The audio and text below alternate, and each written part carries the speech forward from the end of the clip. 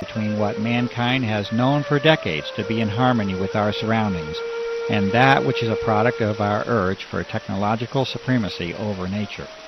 You have seen a clear sky, this blue that was but is no more, the sky that has been taken away from us all. You have been confronted with assertions of operations on a scale never seen before in the history of mankind, and you have been shown evidence that aircraft can alter and have altered the fragile envelope for life that we call the atmosphere. You have seen science and sampling applied to the problem over and over at the grassroots level.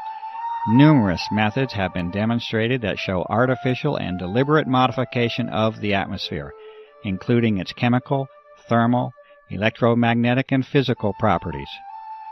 There are detrimental effects that can be anticipated and that have been observed as a result of these changes in our air, and we must all accept the consequences of the toxic environment that has been created.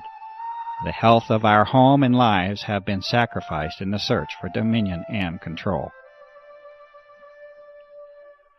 You have witnessed a high level of interest in the subject of this documentary by the military branches at the highest level, the intelligence services, the chemical industry, research organizations, defense contractors, bioengineering firms, and the pharmaceutical complex. You have heard the responses of the public, government, and even environmental organizations in response to the innumerable requests by the public for investigation.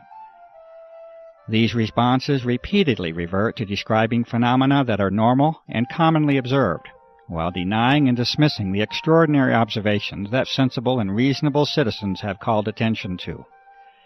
There has been a sustained campaign to ridicule and discredit the cumulative efforts of years of research, activism, and devotion by countless individuals acting from the motive of concern for the health of this planet and its inhabitants.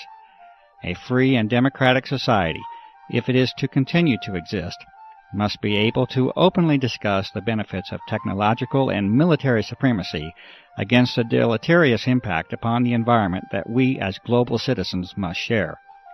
Divine rights of humankind must assume their rightful place amongst the individual nation's right for military security and secrecy. You have heard the responses of only a few citizens and professionals who state their sensible concerns about the impact of the aerosol operations upon our environment and our health. The lack of time prevents the presentation of the awareness that is now known to be shared by a grassroots network that conservatively must include millions of people. The extent of this awareness across national boundaries is apparent, and this network is of global proportion. The control of media information by relatively few corporate interests appears to be a significant factor in the restriction of honest and open public discourse on the aerosol issue. The attempts at ridicule of this issue by the U.S. military establishment should also be evaluated as to intent and motive. You have been provided with an analysis of the potential agendas of the aerosol operations. The conduct of environmental, military, electromagnetic, biological, and geophysical operations are each consistent with the vast body of information and evidence that has been accumulated over a period of more than 5 years.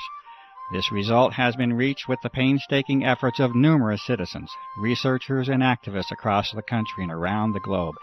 Many of the operations under consideration would appear to regard the welfare of human beings, the life of this planet, and our environment as a low priority.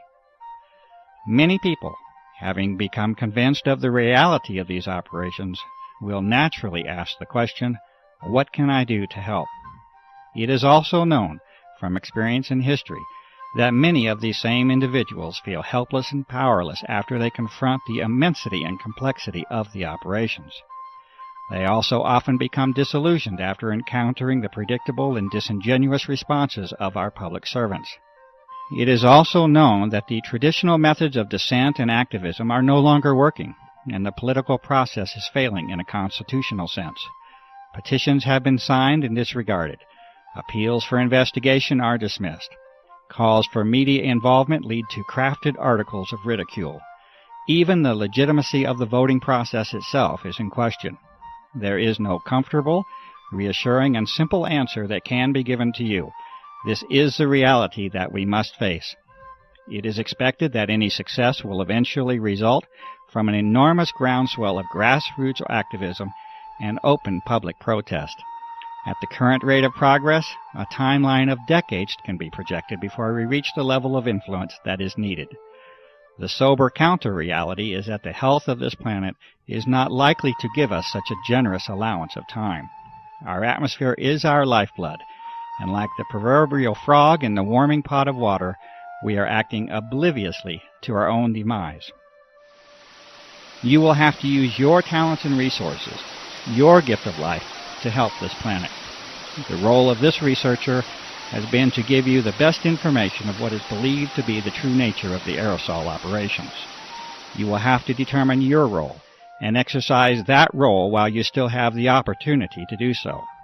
If you are a professional, you must inquire into the ethics of your profession and answer the questions of public service that accompany it. If you are a citizen, you must participate. If you remain silent in the hope of preserving your freedom and security, you are almost certain to lose both. The doctor, the journalist, the scientist, the lawyer, the politician, the environmentalist, the activist, the author, the filmmaker, the fundraiser, the organizer. You must all assume your roles openly, publicly, and quickly to offer any real hope for our survival. I make this appeal to you.